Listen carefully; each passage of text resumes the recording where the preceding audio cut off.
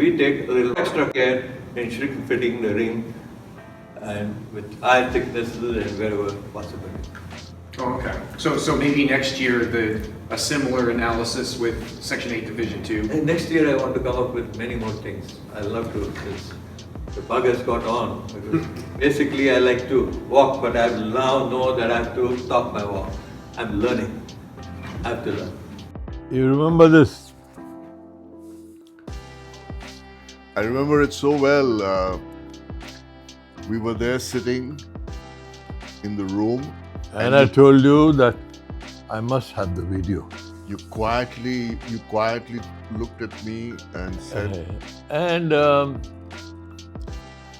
I saw another person also with this thing, phone, you know. And phones are generally allowed, I think, there's no big deal. But it came out so clearly. and it was the first time that I was doing it and I was very nervous. And you guided me and you said you just hold it in horizontal. You've done a great job. You've done a great job. Not, horizontal, I told you to. You've done a great job. Yeah. The sound is so clear. So the picture, everything is clear. And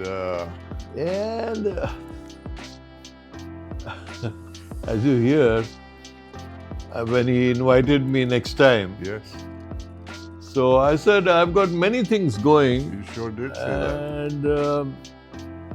And the bug has bitten me, and I would like to talk my walk. Now, I was wondering why I said talk my walk. He was surprised when you said, talk my walk.